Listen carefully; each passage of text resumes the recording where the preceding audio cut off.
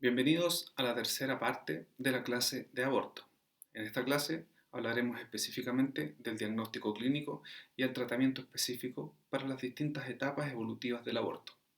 El diagnóstico clínico a nosotros nos va a permitir determinar en qué etapa del aborto vamos a encontrar a esta usuaria y esos métodos diagnósticos vamos a utilizarlos para poder determinar y hacer una buena evaluación. Podemos ocupar, en este caso, el ultrasonido, el examen pélvico, la determinación de beta-HCG e incluso dependiendo de la edad gestacional podríamos incluso determinar la presencia de latidos cardiofetales.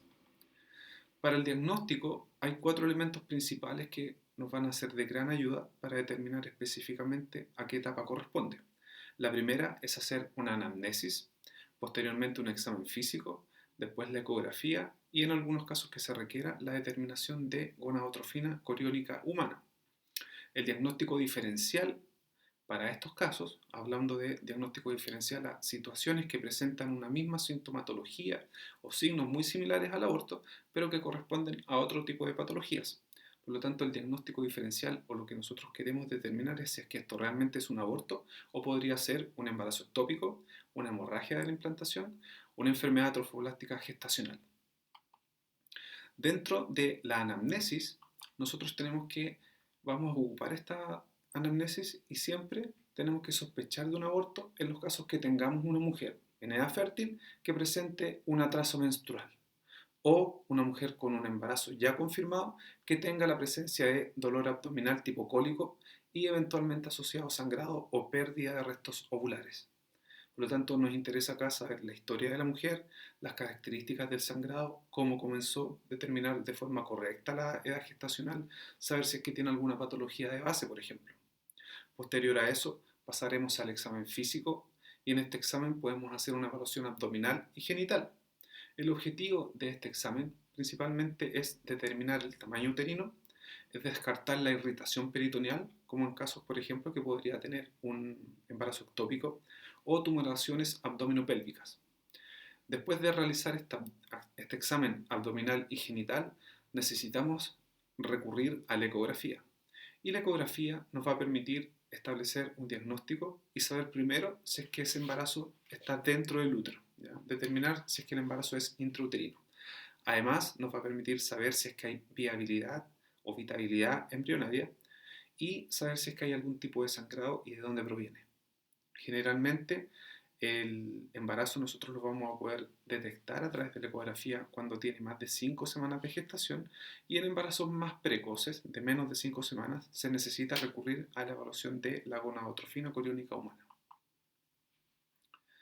Ahora, la gonadotrofina coriónica humana generalmente nos va a servir cuando hacemos un conteo consecutivo o seriado, por lo menos que tengamos 2 exámenes para poder comparar los títulos de beta-HCG y saber si es que con el pasar de los días o semanas esta beta-HCG ha ido en disminución o ha ido en aumento. Por ejemplo, tenemos un embarazo pequeño con 4 a 5 semanas de gestación. La mujer relata que presentó molestias a nivel pélvico, tuvo sangrado genital, tuvo pérdida de coágulos, pero en la ecografía no se alcanza a observar si es que hubo un aborto completo o no. Por lo tanto, como es un embarazo de menos de 5 semanas, es muy difícil visualizarlo en la ecografía. Lo que se hace aquí es que se recurre a la beta-HCG y en los días posteriores se vuelve a repetir el examen. Por lo tanto, si es que ocurrió un aborto espontáneo, lo normal es que en el primer examen encontremos títulos más altos que en el segundo examen. Si por el contrario, solo fue un sangrado de implantación u otro tipo de sangrado no relacionado con el aborto, lo habitual es que en el primer examen encontremos ciertos títulos de beta-HCG y con el pasar de los días comience a aumentar. Eso significa que no hubo un aborto. Y hay que volver también a corroborar con una ecografía para determinar si en esta oportunidad se puede o no ver el saco gestacional. Esta imagen también nos muestra lo que les comentaba hace un rato atrás, principalmente con el pasar de los días, como los títulos de beta-HCG van a ir disminuyendo en la eventualidad que haya ocurrido el aborto. Ahora, ¿cómo nosotros establecemos el diagnóstico específico? Lo veremos a continuación. El diagnóstico y el manejo o tratamiento que debemos realizar va a depender del tipo de periodo en el cual nosotros determinemos que se encuentra este aborto. Obviamente, como equipo de salud, Siempre se espera que nosotros, frente a la atención de estas mujeres, realicemos un trato digno y respetuoso, que no realicemos juicios de valor en la atención de las usuarias y, por último, que tampoco se hagan comentarios acerca de la situación en la cual se encuentran las mujeres. Ahora, para el primer tipo de aborto, que correspondía a la amenaza, recuerden que la amenaza de aborto era solamente la presencia de contracciones, no hay sangrado en esa oportunidad. El diagnóstico se establece cuando hay presencia de dolor hipogástrico que está irradiado a la región sacra y hay un dolor de tipo cólico que se repite en intervalos de más o menos 10 a 30 minutos. Entonces esta mujer relata que comienza con un tipo de dolor cólico, más o menos en la zona hipogástrica, ese dolor es irradiado, entonces a nosotros, si vemos que tiene un diagnóstico de embarazo, está en el primer trimestre, podríamos pensar que es una amenaza de aborto. ¿Cuál es el tratamiento para este caso específicamente? Este caso no requiere de hospitalización, principalmente después de haber hecho la evaluación y establecido el diagnóstico de amenaza de aborto, la mujer no se hospitaliza, hay que tranquilizarla, contenerla emocionalmente, explicarle cuál es la sintomatología y a qué corresponde y detectar eventos estresantes. En algunas oportunidades las mujeres durante su gestación pueden presentar algún evento estresante, una pelea, una discusión, y eso también podría generar de que empiece a sentir algún tipo de molestia en esa zona hipogástrica o lumbosacra. Después de eso, a la mujer se le indica que debe hacer reposo en su domicilio, ¿ya? Y además debe complementarlo con la abstinencia sexual. Y esta abstinencia sexual corresponde al periodo hasta que cesen las molestias. Además, es importante que si presenta algún tipo de molestia o dolor, se le pueden también indicar supositorios antiespasmódicos. La educación en este caso es clave, porque la mujer se va a ir a su casa, va a hacer reposo, va a tener abstinencia sexual, pero yo debo informarle que si es que con el pasar de las horas o de los días ella comienza a presentar sangrado genital, debe volver a la urgencia para una nueva evaluación. Ahora, para el síntoma de aborto, nosotros establecemos el diagnóstico principalmente entendiendo que el síntoma de aborto era la presencia de contracciones y un sangrado similar o inferior a la regla. Por lo tanto, el diagnóstico se establece con la presencia de contracciones uterinas dolorosas, características igual que las de la amenaza de aborto, pero acá vamos a ver que podría haber un orificio cervical externo entreabierto y a través de ese orificio cervical vamos a detectar que hay la presencia de sangre, o sea que está saliendo sangre desde la cavidad uterina. Por lo tanto, así establecemos el síntoma de aborto, la presencia de contracciones y sangrado que proviene desde el orificio cervical. Esto es importante porque a través de la especuloscopía nosotros podremos detectar si es que el sangrado proviene del útero o corresponde a otro tipo de sangrado, si es que corresponde a un sangrado del cuello porque hay una lesión en el cuello o un sangrado desde la vagina. ¿Cuál es el manejo para el síntoma de aborto? El manejo específico tampoco requiere que la mujer se hospitalice. Esta mujer puede hacer reposo en su casa. El reposo también debe ir acompañado de abstinencia sexual, hasta que se detenga el sangrado. Se le debe hacer una ecografía en la evaluación o idealmente al día siguiente si es que no se puede hacer en esa misma evaluación y se le va a solicitar un control médico ecográfico en una semana más. También, como esta mujer va a ir a su casa, va a hacer reposo y va a estar sin actividad sexual, debo educarla en relación al tipo de sangrado. Si es que el sangrado comienza a aumentar, hay más dolor también asociado y podría tener la presencia de pérdida de coágulos o de restos, debe volver a acudir hacia el hospital. Ahora, el otro tipo de aborto es cuando hablamos ya de un aborto en evolución. Aquí encontramos, recuerden que había sangrado genital, había la presencia de dolor, pero vamos a tener modificaciones cervicales, o sea, un cuello borrado y dilatación del orificio cervical interno. Por lo tanto, es fundamentalmente clínico el diagnóstico que se realiza aquí. Nosotros determinamos la presencia de contracciones uterinas y a través de la especuloscopía y el tacto vaginal podemos determinar de que hay modificaciones a nivel del cuello uterino. ¿Cuál es el manejo para esta mujer? El manejo requiere de que ella se hospitalice. En este caso se hospitaliza a la mujer. Y se va a esperar la evolución espontánea del aborto. Recuerden que este era un embarazo no viable que presentaba contracciones y sangrado, entonces la mujer se hospitaliza, se espera a que inicie espontáneamente la evolución del aborto hasta que se expulse el contenido. Una vez que se ha expulsado el producto, se debe evaluar la cuantía de la metrorragia para determinar si corresponde o no hacer algún procedimiento. Si hubo la pérdida de tejido, se realiza la ecografía y si la ecografía muestra que la cavidad uterina está vacía, esta mujer podría irse de alta. Ahora, si es que en la cavidad uterina todavía quedan restos, requiere de que la lleven a pabellón y con anestesia regional se realice una extracción del contenido de la cavidad uterina. Por lo tanto, es muy importante que esta mujer quede hospitalizada y quede en observación para determinar cuál va a ser el tipo de manejo que se va a realizar. El aborto incompleto, recuerden que eran cuando hubo una expulsión de contenido pero solo fue parcial, va a requerir de que también esta mujer se quede hospitalizada.